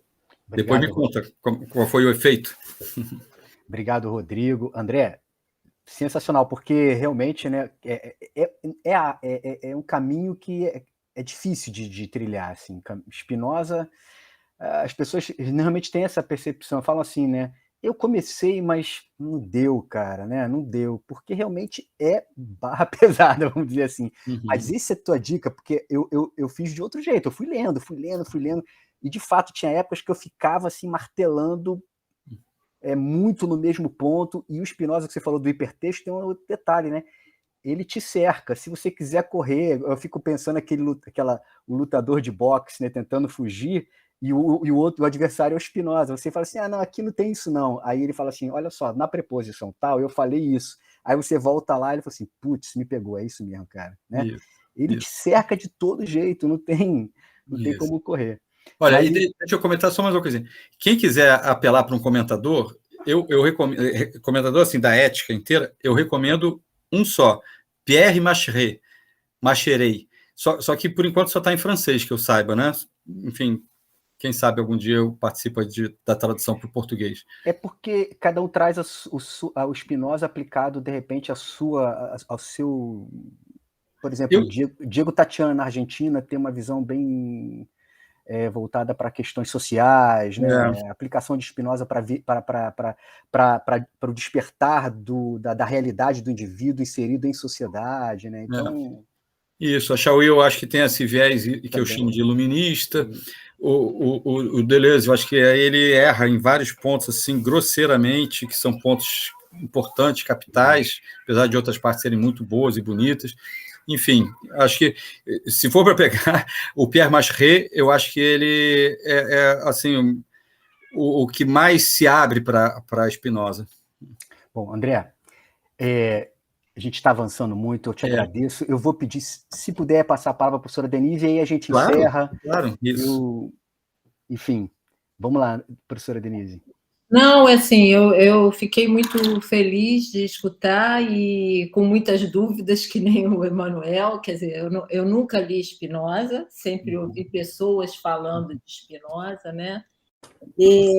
Mas eu estava pensando, das várias coisas que você falou, e eu pensei em muitas coisas, né? Assim, quando você fala a saúde mental adoece na medida em que a gente se dissocia do nosso corpo, né? E que aí eu fiquei pensando, mas às vezes essa escuta, né, que você fala do afeto, né? E principalmente nos dias de hoje, com toda essa coisa aturdida, já falamos de internet, já falamos de rede social, já falamos de, sei lá, de violência, de crise mundial, globalização, miséria no mundo, enfim. Às vezes essa escuta ela fica muito difícil, né? Ela fica muito colada de outras coisas, né, que você falou, né? A ideia que não é, né, que é alguma coisa que, vamos dizer, é mais a racionalidade, é uma explicação do pensar, do racional, e que você está se distanciando desse seu sentimento, né? Disso que você falou, como sentir, né? Isso me incomodou, eu não sei porquê, eu quero dar uma explicação, eu nem sei o que é e tal, né? Então, assim, é uma pergunta meio... Como é que a gente faz, né? Porque a gente tem toda... É como aquela história da meditação, né? Que as pessoas falam, é muito difícil e tal, eu não consigo me concentrar, parar, porque fica muita coisa e tal. Então, é a mesma sensação, é tudo aturdindo, tudo meio colocando uma capa, uma barreira para a gente não chegar nesse sentimento, né? E às vezes, quando a gente consegue chegar, a gente acha que vai transbordar, que não vai dar conta, ou então acha que não, como você falou, eu senti isso, mas não é não, né? Foi só dessa vez, depois eu não vou sentir de novo, aí você vai e sente de novo, aí também fica escamoteando, né? Quer dizer, eu sei que a psicanálise ela tem algumas linhagens de psicanálise, tem essa possibilidade da gente acessar isso, né? Mas eu queria escutar mais de você, assim, eu sei que a gente já está encerrando, mas escutar um pouco assim, como, né, nesse mundo que a gente está, como a gente está, a sensação que me dá, te escutando, assim, poxa, eu quero tanto, mas eu estou contra a corrente, né? A corrente está toda me falando o contrário, sabe? Me dá um pouco essa sensação quando eu escuto. Claro. Obrigado, Denise. Então, eu diria o seguinte, né? Num certo sentido, não faz a menor diferença a corrente, porque só a preocupação com a corrente, né, como fosse assim, primeiro o ambiente, ou a sociedade, ou sei lá o quê, ou o país, ou o bairro, a cidade, tem que mudar para eu poder mudar. Isso é uma ideia inadequada, isso não corresponde à realidade, porque pode estar tudo favorável, maravilhoso e tudo mais, que a pessoa pode se afetar mal. Então, o modo de se afetar não tem jeito, ele é muito singular. Aí, claro que em certos ambientes a gente é favorecido, né? Um ambiente amistoso, amoroso, etc., né? Tolerante. Em outros ambientes, a gente tem que se defender literalmente. Então, há um desfavorecimento para se afetar bem. Dito isso, que existem ambientes que favorecem, ambientes que desfavorecem a gente se afetar bem, o fato é que o modo de se afetar tem sempre uma parcela, digamos assim, de como eu estou reagindo àquilo, muito intensa, muito forte. Então, essa observação de si, justamente, é uma simples observação que eu diria que pode ser guiada por essa diferença entre tristeza, alegria passiva e alegria ativa. Se a gente começa a perceber em nós, assim, puxa, olha só, eu estou triste, já é um grande passo, porque muitas das vezes as pessoas negam, né? Tem a negação, denegação, não suportam aceitar, porque acham justamente que vão se fragilizar demais e tal. Então, perceber isso, e aí eu posso perceber, mas o que o Spinoza diz nas causas próximas? Não é assim, eu estou triste porque o país... Não, nas causas próximas. O que nas pequenas interações me entristeceu? Aí, do mesmo modo, se eu consigo, aos poucos, ir diferenciando alegria ativa e alegria passiva, não na teoria, mas no meu afeto. Alegria passiva, foi divertido, ou me senti me dando bem, tá? Mas não foi aquela coisa que eu me senti vivo, que o meu olho brilhou, não? Às vezes, meio conversando com outra pessoa, né? Outra pessoa, eu estou em dúvida entre isso e aquilo. A pessoa começa a te explicar e você vê assim, peraí, olha só, quando você fala essa opção, você fala assim, quase que no enterro. Quando você fala essa outra, seus olhos brilham, né? O outro pode te ajudar a perceber isso. E a gente mesmo pode também ir percebendo, quando que uma alegria é uma alegria ativa, que foi provocada pelo fora também, mas se explica pela minha potência. E quando que é uma alegria passiva, que pode ser legal e tal, mas não preenche, né? Já me disse alguma coisa, já não me diz mais muita coisa. Então, essas três percepções, tristeza, alegria passiva, alegria ativa, já, digamos, é um primeiro passo, um primeiro momento. Em seguida, é isso, nas causas próximas. O que contribuiu para eu ter essa empolgação, eu me sentir, de fato, preenchido, inteiro, integrado? Alegria ativa. O que contribuiu nas causas próximas? Não é? Porque no mesmo dia a gente pode oscilar com os três, né? A alegria passiva também.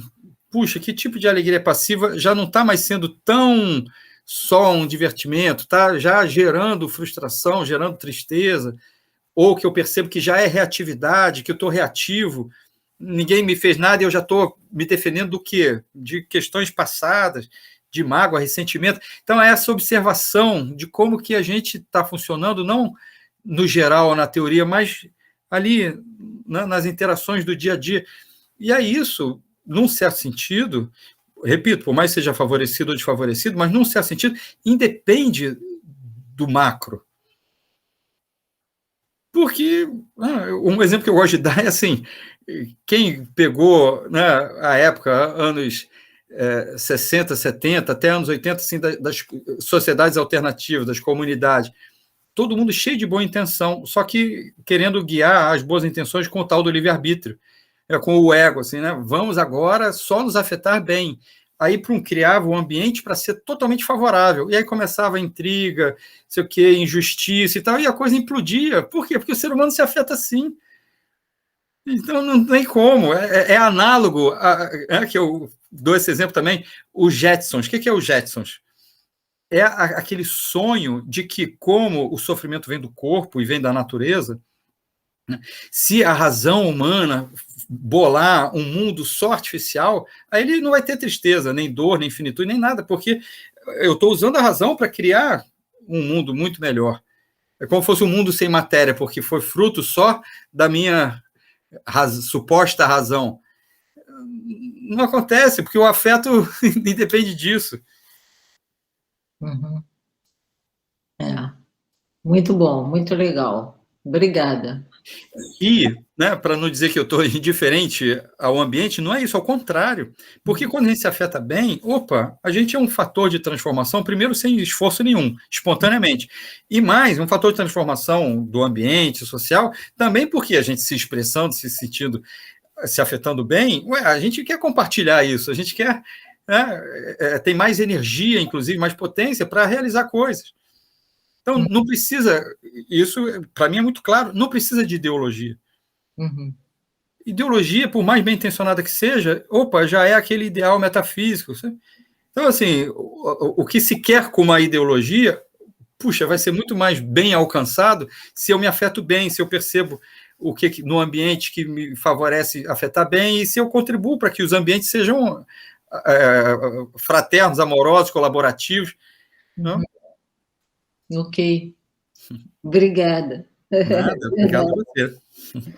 Ok, então estamos indo agora chegando agora no encerramento do nosso encontro. Eu espero que esse encontro tenha aumentado a potência de existir de todos aqueles e aquelas que estiveram aqui com a gente hoje, né? Seja uma alegria ativa, espero, e também por outro lado, uma alegria, né? Como disse o André, passiva, mas transitiva, né? Isso, exato. Legal. André, olha, mais uma vez eu só tenho a agradecer a tua disponibilidade, a tua generosidade de estar aqui com a gente. Realmente facilita, principalmente para aqueles que ainda não tinham ouvido falar de Spinoza. Acho que, muito embora gere dúvidas, acho que gerar dúvidas é bom, né? Porque faz com que a gente tenha essa necessidade e a vontade de procurar esse conhecimento, né? Mas facilita bastante assim ter os conhecimentos.